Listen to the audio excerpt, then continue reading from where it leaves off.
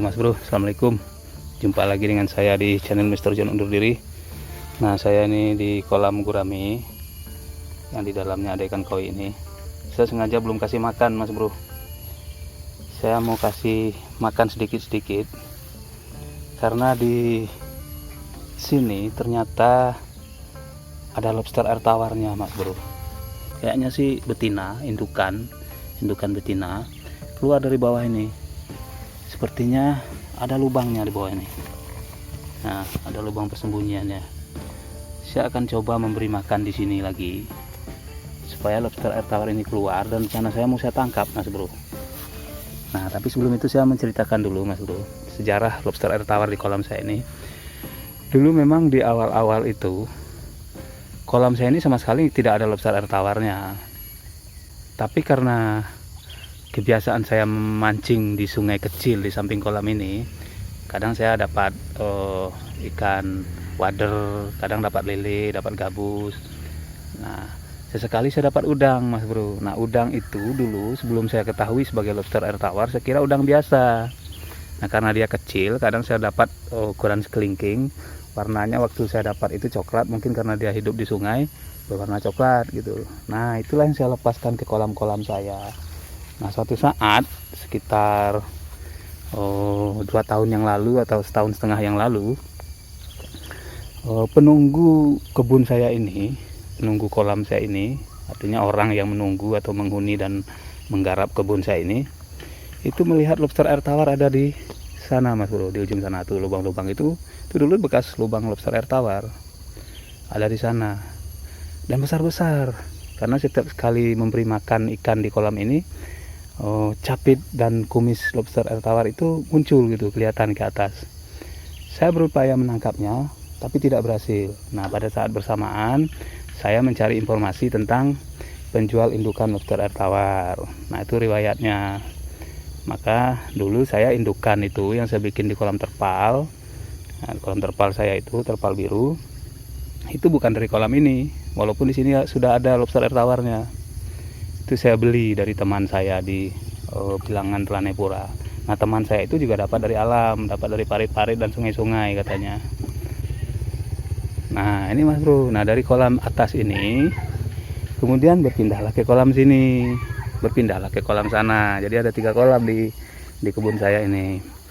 Nah, kalau musim kemarau ini lubang-lubangnya kelihatan. Dulu sering saya pancingin, apalagi yang di kolam sana itu sering saya pancing, sering dapat.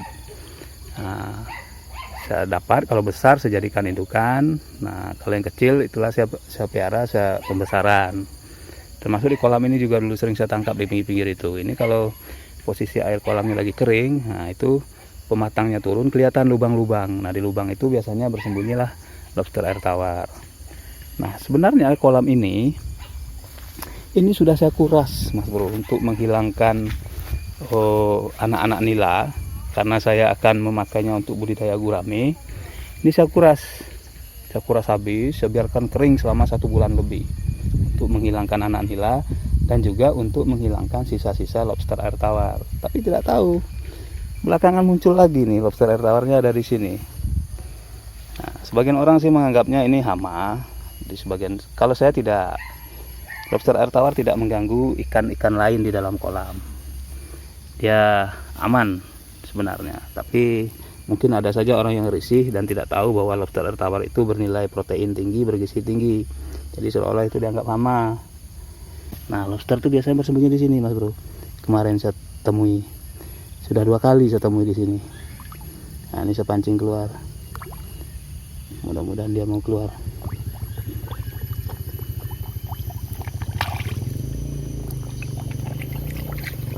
Nah, ini kan koi.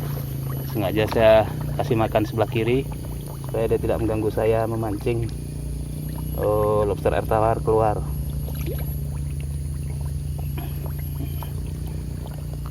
Koinya tidak banyak Mas Bro, paling 19 ekor.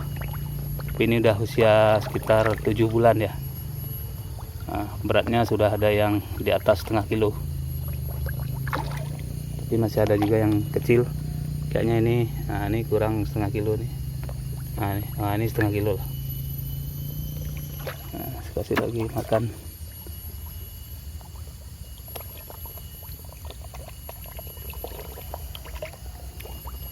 Nggak mau keluar ya.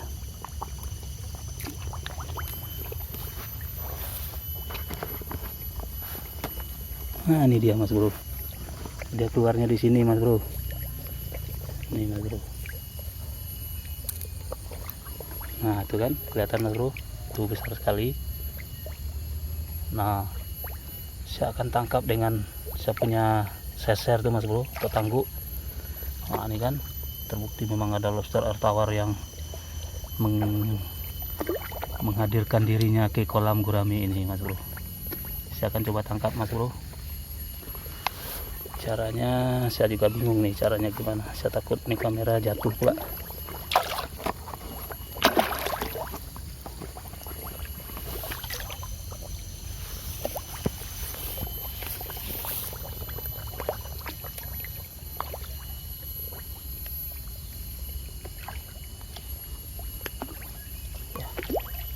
Kemana ya larinya ya?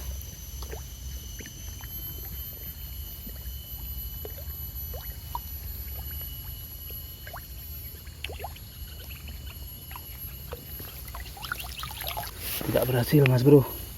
Kita tunggu lagi dia muncul. Mudah-mudahan dia muncul di sebelah sini.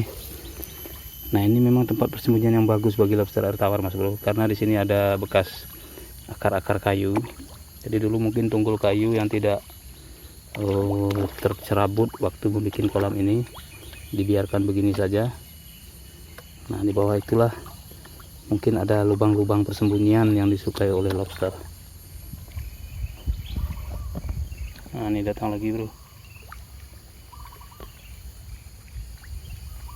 Kelihatan ya di bawah ya, lagi makan ya.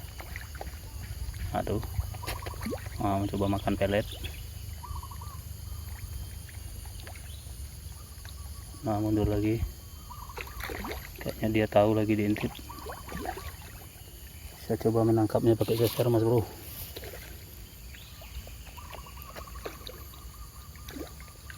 Dapat Mas Bro. Besar sekali Mas Bro. Dapat dia Mas Bro. Ini dia Mas Bro. Sebentar Mas Bro. Ini dapat nih. Nih kan. Nih. Sebentar Mas Bro. Saya perbaikin kamera dulu. Nah, ini dia Mas Bro. Ini betina Mas Bro. Betina nih Mas Bro, tapi tidak ada telurnya.